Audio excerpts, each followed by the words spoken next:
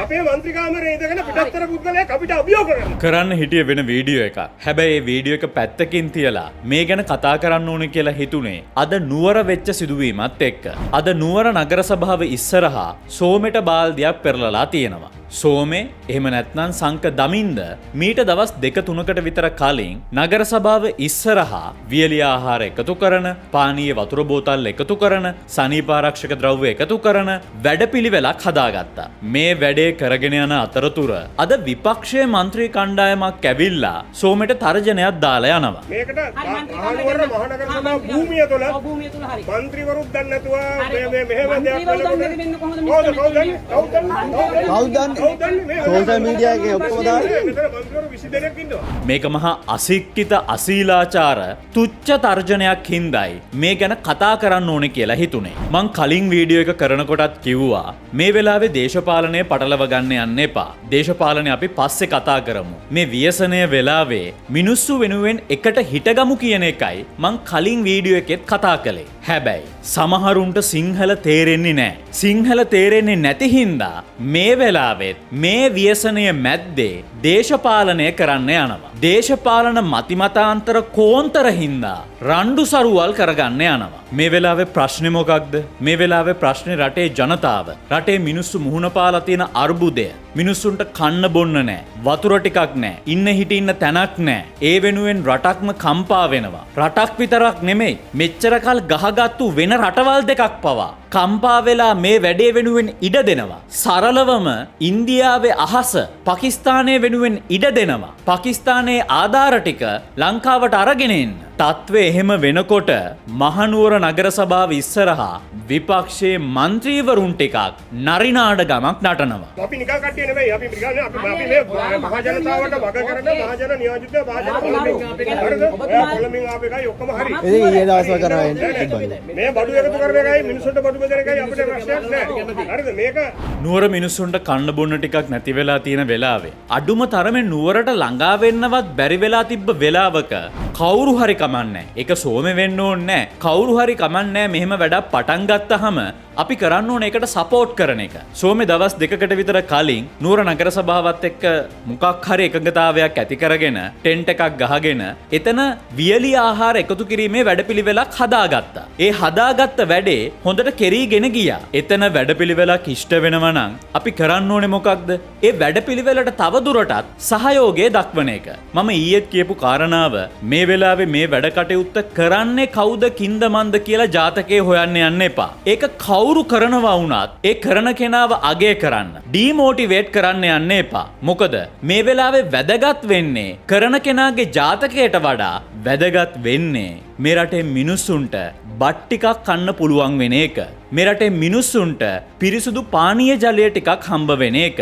අඳින්න ඇඳිවතවත් නැති මිනිස්සුන්ට අඳින්න ඇඳුමක් ලැබෙන එක. ඒකින්ද මං ඊයේත් කියපු දේ මේක කරන අයගේ ජාතකයේ හොයන්න යන්න එපා. හැබැයි දැන් මෙතන වෙලා තියෙන්නේ මොකක්ද? මෙතන වෙලා තියෙන්නේ මේ විපක්ෂයේ മന്ത്രി කණ්ඩායම ඇවිල්ලා කියනවා මේ වැඩේ කරන එක සම්බන්ධයෙන් අපි දන්නේ නෑලු.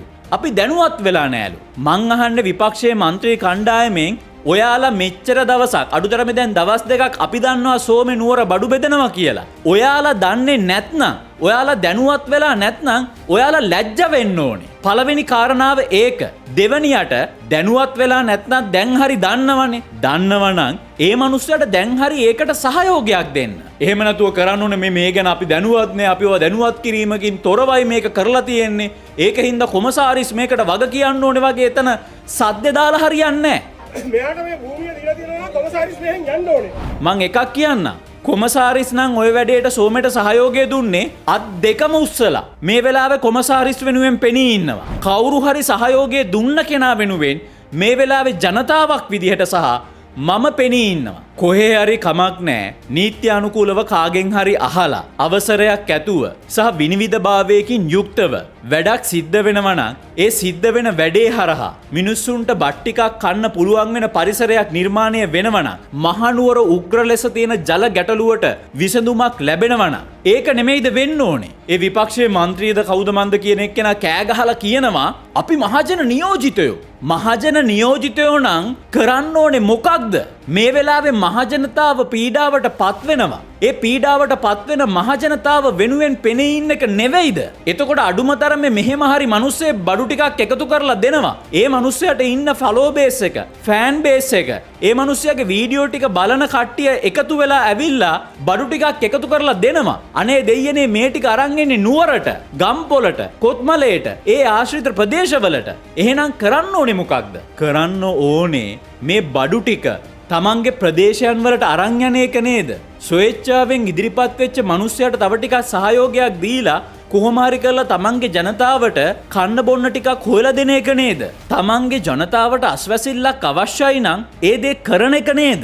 ඒක කරනවා වෙනුවට ඒ විපක්ෂයේ മന്ത്രിවරයා කියන්නේ මෙයා අපේ විපක්ෂයේ മന്ത്രി කාර්යාලයේ ඉඳලා අපිට අභියෝග කරනවලු. අපේ മന്ത്രി කාමරේ ඉඳගෙන පිටත්තර පුද්ගලයෙක් අපිට අභියෝග කරනවා.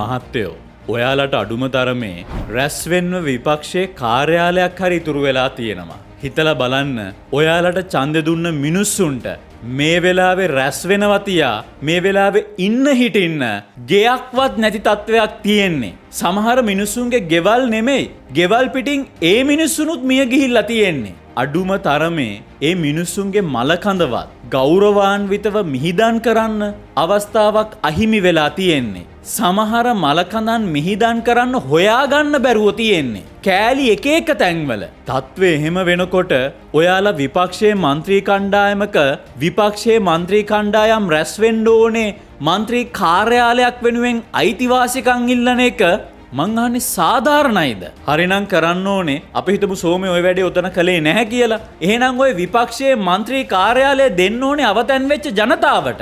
හොඳම වැඩේ මොකද්ද දන්නවද? මේ වලිය යන අතරතුර එක්කෙනෙක් ඇවිල්ලා කියනවා ඔයාලට සහස්සු වෙන දෙන්නද? ඔයාලට සහස්සු වෙනින් තනක් ලෑස්ති කරලා දෙන්නද? වෙන තනක් දෙන්න. සහස්සු වෙන දෙන්න. මහත්තයෝ, ඔයාලා හිතුවද මේ මිනිස්සුන්ට බඩු එකතු කරන වැඩේ නිකම් මේ හිඟා කන්න ගහපු අට්ටාලයක් කියලා? නිකම් මේ එක එක තැන්වල අම්බලමක් වගේ එක එක තැන්වල මේක ගහලා දෙන්නද කියලා නිකම් මේක පහත් කරලා කතා කරන එකෙන්ම තේරෙන්නේ නැද්ද? ඔයාලගේ දේශපාලනයේ තත්ත්වේ මං කියන්නේ සහස්සු වෙන්නේ ගහගන්න අට්ටාලයක් ඕගොල්ලගේ විපක්ෂයේ മന്ത്രി කණ්ඩායම වෙනුවෙන්. මේ වැඩේ මෙතන කරගෙන යන්න දෙන්න. සහස්සු වෙන දෙන්නද සහස්සු වෙන දෙන්නද නෙමෙයි. සහස්සු වෙන ගහගන්න මොකක් හරි අට්ටාලයක් මේ කාල පරිච්ඡේදය පහු වෙනකන් විපක්ෂයේ മന്ത്രിවරුන්ගේ ඒ රැස්වීම් ටික තියාගන්න, විපක්ෂයේ മന്ത്രി කණ්ඩායමට හමු වෙන්න, ඒගොල්ලන්ගේ වැඩ ටික කරගන්න මේ වෙලාවේ අට්ටාලයක් ගහගන්න. මේ වැඩේ කරගෙන යන්න දැන් මේ පුරුදු වෙච්ච තැන මිනිස්සුන්ට ඉඩ දෙන්න. මිනිස්සුන්ට මේ වැඩේ කරගෙන යන්න එතන ඉඩ දෙනවා වෙනුවට ඔයාලට සහස්සු වෙනින් තනක් දෙන්නද? හරියට නිකන් අපි මේ කරන්නේ කාටද? මේ බඩු මුට්ටු එකතු කරන්නේ කාටද? මේ රටේ මිනිස්සුන්ට නෙමෙයිද? නුවර මිනිස්සුන්ට නෙමෙයිද? කවුරු එකතු කළත් කොහොම එකතු කරත් මේ රටේ මිනිස්සුන්ගේ බඩකට පුරවන්න නේද මේ බඩු එකතු කරන්නේ? අනික මේක මේ මහ ලොකු කාලයක් කරන වැඩක් නෙවෙයි. තව ටික කාලයක් යනකොට මේක යථා තත්ත්වයට පත් වෙයි. එතකොට ওই විපක්ෂයේ മന്ത്രി කණ්ඩායමට එකතු වෙන්න ওই විපක්ෂයේ മന്ത്രി කාර්යාලය හොඳට හිස් වෙයි. මං කියන්නේ එතකන් ඔයාලා සහස්සු වෙනට යන්න. බඩු ටික ආරක්ෂිතව තියාගන්න පුළුවන් නම් විපක්ෂයේ മന്ത്രി කාර්යාලය ඇතුලේ ඒ වැඩේට සෝමෙට ඉඩ දෙන්න. ඒක කරනවා වෙනුවට එතන ඇවිල්ලා කොමසාරිස්ට බැනලා, එතන ඇවිල්ලා නීති රීති රෙගුලාසි කතා කරලා කරපු නාඩගමින් ඔයාලා නිකන් චාටර් වුණා කියලා හිතෙන්නේ නැද්ද? ලැජ්ජයි. ලැජ්ජයි. මේකෙන් අදහස් කරන්නේ නෑ සමස්ත විපක්ෂයම මේ වගේ කියලා. පොදු ජන පෙරමුණෙත්, සමගි ජන බලවේගයේත්, එක්සත් ජාතික පක්ෂයේත්, සර්ව ජන බලයේත් සාධනීය වැඩපිළිවෙළවල් වැඩ කටයුතු සිද්ධ වෙනවා. සරලවම ගත්තොත් විමල් වීරවංශගේ ජාතික නිදහස් පෙරමුණ පවා මේ වෙලාවේ යම් වැඩ කටයුත්තක නිරත වෙනවා. මං කියන්නේ හැමෝම එකට එකතු වෙලා මොකක්ම හරි දෙයක් කරමු. අපිට ඕන කරන්නේ ඒක. මේ වෙලාවේ මේ එකතු කරලා මිනිස්සුන්ට බෙදෙන වැඩේට සහයෝගයක් දෙන්න. ඒකට ඔයාලගේ පක්ෂ නායකයෝ, පක්ෂවල සමාජිකයෝ ඒගොල්ලන්ව සම්බන්ධ කරගත්තට කමක් නැහැ. ඒ හරහා ඕගොල්ලෝ ප්‍රොමෝට් උනත් කමක් නැහැ. කවුරු හරි ප්‍රොමෝට් වෙලා කාට හරි මේකේ ක්‍රෙඩිට් එක ගිහිල්ලා අවසානයේ මේ රටේ මිනිස්සුන්ගේ බඩකට පිරෙනවා නම් මේ වෙලාවේ මේ ව්‍යසනයේ වෙලාවේ කාගේ හරි බඩක්කට පිරෙනවා නම් කාට හරි බොන්න වතුර ටිකක් ලැබෙනවා නම් සතියකකට දෙකකට කන්න වියලි ආහාර සලාකයක් ලැබෙනවා නම් ඒක නෙමෙයිද වෙන්න ඕනේ. ඒක හින්දා මන් නැවත වාරයක් කියන්නේ මේ වැඩේ ඉවර වුණාට පස්සේ දේශපාලනේ පටන් ගමු. තාම මේ වැස්ස පෑවුවා විතරයි. ඒක හින්දා වෙන දේශපාලන වැඩ කටයුතු වලට මේවා ගාව ගන්න යන්න එපා.